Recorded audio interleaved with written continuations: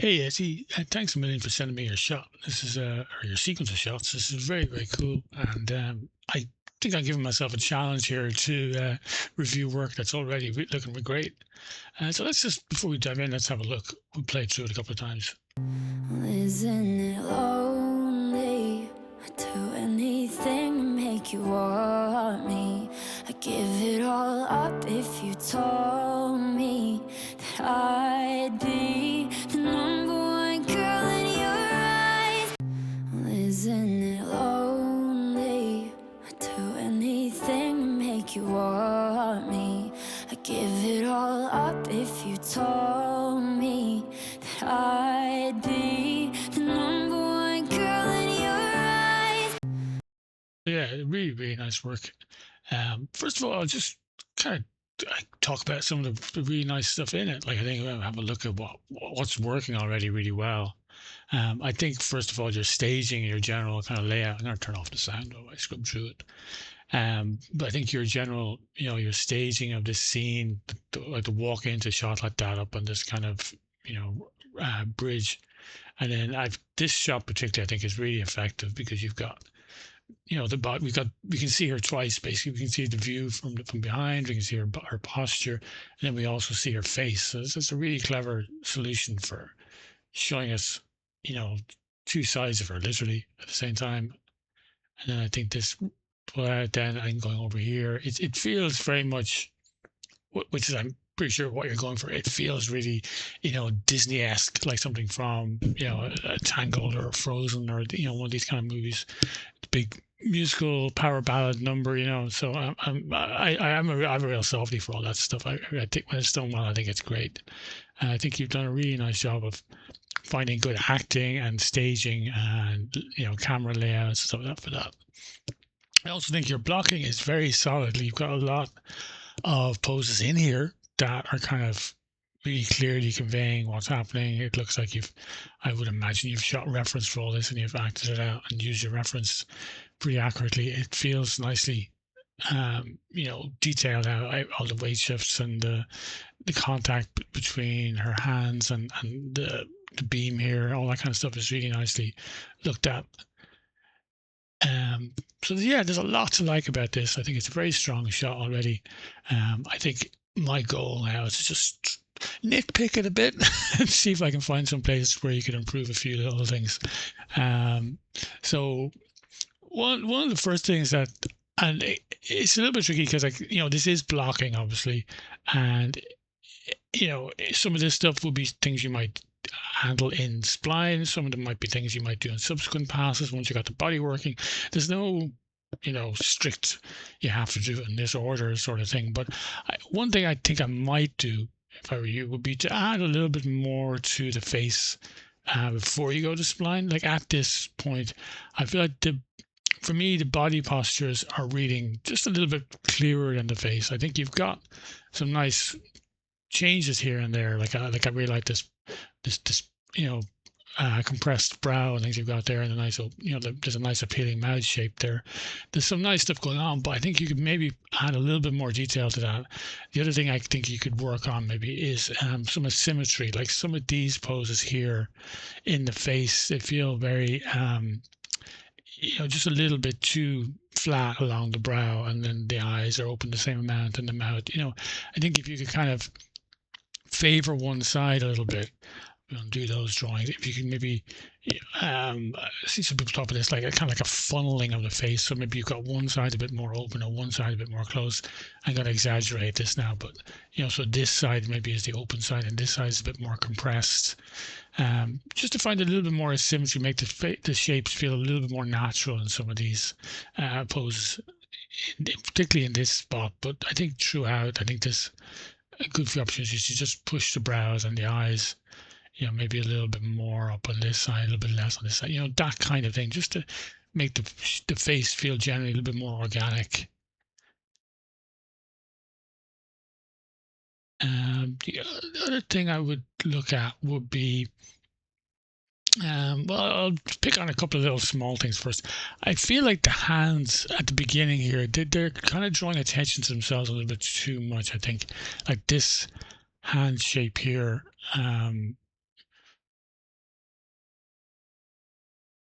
And here again, I feel like maybe you might be breaking the wrist in the wrong, well, not the wrong, but in an axis that it doesn't naturally break it as much. Our wrist will tend to, if I do a quick drawing here, our hand will tend to rotate a lot in the twist axis and a lot in the up and down axis. If from it would come nearer to us, but not so much in this side to side one. It will, but if you try it yourself, you'll find that this is about the limit of it. And you generally would only hit that pose if you're really flexing your wrist. It has a little bit more in this direction. Um, but I think maybe just this is just feeling a little bit too cranked, if you like, for the kind of energy of the shot. It feels to me more like it should be, maybe if you were just to kind of tilt it, or like rotate the wrist around a little bit so the hand was kind of here and the fingers are kind of flaying forward. It's kind of hard to draw that in 3D, but hopefully that makes sense. Rather than having it bend in this axis quite so much. Like I feel it on the first shot or the first frame here as well. I think you could, if you were to twist the rotate this back so the thumb was almost hidden, and we just saw just a slightly softer, more gentle kind of shape through the hand there. I think that would help. It would just make it feel a little bit more elegant, a bit more feminine, I think, which would line up with the rest of the posing you have here. And yeah, I like we want to have drag in the hands as they swing through, but I think it's just dragging a little bit too much in that one axis. Whereas I think if you're have the knuckles maybe like more forward here and have to drag in that direction rather than that direction. Again, that's hard to demonstrate in a drawing, but hopefully that makes sense. I think as well with the other hand, you could maybe find a way to like make the hand like this pose here actually feels quite nice, the way you got the fingers kind of offset, whereas this one here I feel like I know this the pinky particularly feels a little bit cranked. I think maybe you could relax that a little bit, find a different way to play with the spacing of the fingers. Maybe these two are closer together, this one's still further apart, but not quite as splayed as it is there. It just feels, particularly when it stops here, it just feels a little bit unnatural. And that point there where the hand actually kind of, when the wrist starts moving backwards, that's where I would have a little bit of this drag and have to, or overshoot basically, where the fingers would drag forward. I mean, all these drawings will be exaggerated for clarity, so I'm not saying you do it that far, but that could be a place where, and then maybe ride it again. Like by the time you get to this frame, I think the hand should be more flat down again. So you wouldn't see that drag for too long. You just feel it for a couple of frames. And then in this pose here, I think there's some nice stuff going on. Um, but just be mindful of a couple of things with the hands here. The the pose feels a little bit twinned, and it's a tricky thing because it's one of those principles. Don't twin your poses, but sometimes we do twin. You might have acted this out this way, and and a lot of people do twin, particularly when they're being empathetic or really trying to make a point. If you watch politicians making speeches, they'll often twin their gestures quite a lot to make them really clear. But I think in this case, you can maybe find a way to break it up just a little bit more. Like if I look at the spacing here, I'll pick a different color. It's going to be a bit easier to see. If I track the, say the knuckles, if I look at them there and then here, was there an in between there? No, and then they stop. I feel like you could maybe break those up. Maybe have one not coming down quite as far, and the other one. And then I think as well, this hand feels like it's stopping a little bit soon. Sorry, this one over here. I feel like for the amount of force she extended, I think this one feels a bit more natural in how much it swings through. And again, you don't want them both to do exactly the same timing, the same spacing, but I think just keeping that momentum going a little bit more. And again, this would be kind of stuff that a lot of people would deal with in spline. The other thing I think would be nice as well is on this down would be to have the shoulders reflected a bit more. Again, this is exaggerated for clarity, but have the shoulders swing down. Like you've got a nice up in the shoulders here, and then have them come down as the hands come down. You do have it there. I can see them coming down there, but maybe just start it a little bit earlier. And then I think this this is kind of a tricky move, getting the hands into that position. It's it's just it's complicated. There's a lot going on there, but I just would maybe watch this pose here because I can see the clipping here going through the elbow, and then it looks like you fixed it in the next shot. So maybe if you look at this pose and kind of cheat that earlier. The other thing I'm noticing here is there's a tiny, it must be just a straight keyframe on the camera, that the camera does a little move here before it does this cut. And I think maybe to take that out, a little bit of drift in the camera would be nice, actually, maybe through this section, just a little bit of slight keep alive or kind of handheld sort of feel might be nice, but I think this feels more like just an unintentional move before it feels like just a stray keyframe or a tangent or something that's not quite lined up. And then here, I'll continue on the hands actually while I'm looking at them. I think there's some, just over the cut, I think you got some nice slow out on this hand, like this hand starts here and then it pulls out to here. You've got some nice feeling of drag in the fingers, but I feel like it kind of stops here for a couple of poses and then it continues on in the next shot.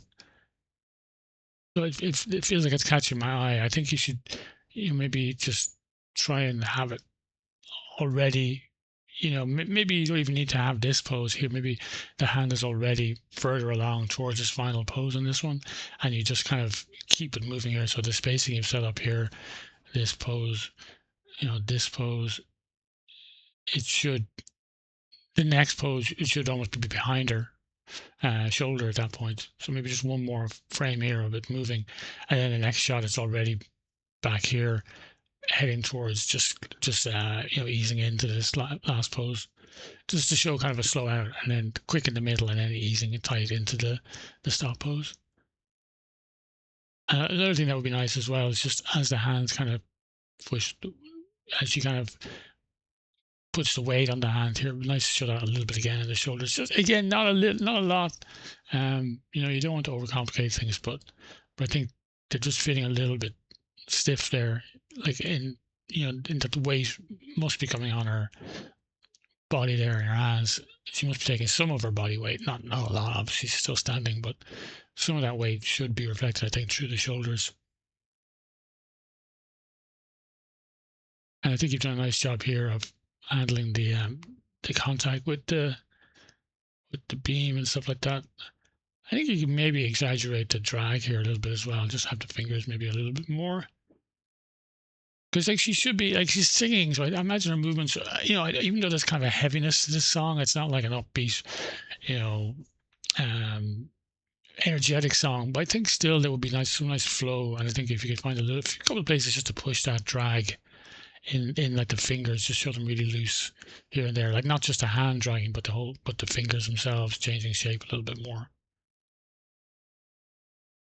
One other thing that's catching my eye as well in this bit was the head was feeling just a little bit isolated just here and there, just in this section, and also I think in this section.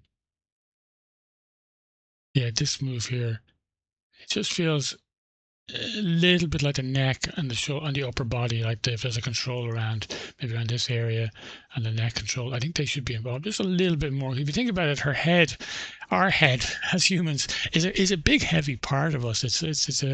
Our brain weighs a lot, and especially when we're animating, and our body will compensate quite a bit as we move our head around, and it's just feeling a little bit isolated there.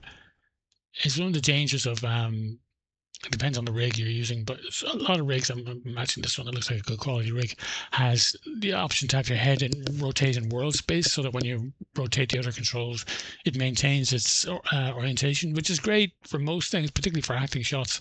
But sometimes it can lead to things feeling a bit isolated, where it feels almost like there's like a steady cam on the head.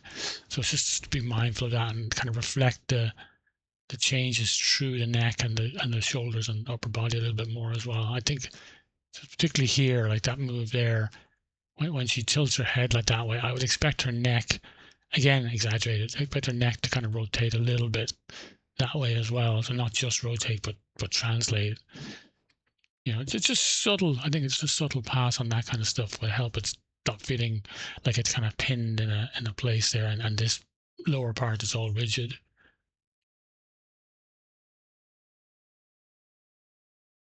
I think even here actually would be another place to do it.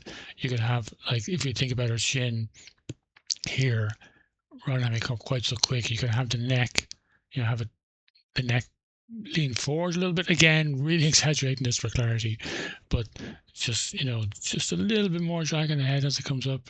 And then here, again, the head feels like it's still rotating, but the neck isn't really doing much. I can see a little bit in the upper body, actually, in the chest. That's nice there. I think a little bit more of that could help. I think you've done a nice job of the weight shifts as well through the hips here. I think you could maybe exaggerate them. I think there was one little spot right at the beginning where I felt they were a little bit. Yeah, I think maybe here you could maybe, because like her weight at this point, I imagine it's on this leg. So I think maybe you could have her hips shoot over just a little bit more. We don't want to go full cartoon, you know, caricatured feminine walk, but maybe just a little bit more pushover in that way before she comes back here, and then have it go the other way as the weight comes. I can see the weight kind of balancing here, but you can maybe exaggerate. So just kind of think about the belt line, like this line itself. I think there should be a little bit more, change in it as she goes from as her weight changes. So it just feels a little bit stiff there in this section. And oh yeah, one other thing I meant to mention with the hands as well. When she does this kind of clench, I think you can involve like this first one. Where is it? Yeah, it's just a small move here. I think you can involve the elbows maybe a little bit more, or the forearms. It's a small thing. I think I see it here more. I think it's working well there, but I think this arm is feeling a little bit stiff. It just feels a little bit isolated. So it's a weird thing that we don't really have muscles in our hands, so the muscles that control our fingers and that are in our forearm. They're all around here. So I think like when she's clenching her fists, this might actually drop. You get this kind of posing action, and you might see a tiny bit of movement in the elbow. It just feels a little bit, just in here, just a little bit isolated. As I say, not so much on the other hand. I can see some movement here in the kind of cuff, but maybe a little bit on the.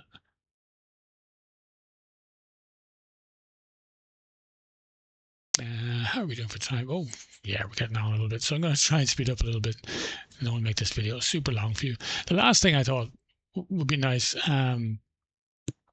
was just this last bit. I'll turn on the sound again for a second. Actually, I'll just reduce the play range to this little section.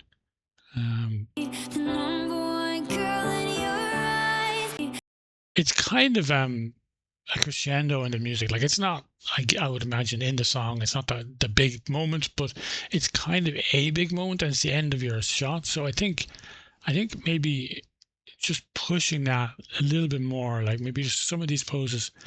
Like, I really like what you're doing here, but I think maybe find the more exaggerated version of this, like push her maybe down a little bit more, like bring her head down, just, again, terrible drawing here, but, a little bit more as rising, a little bit more down, a little bit more of a compression in her spine.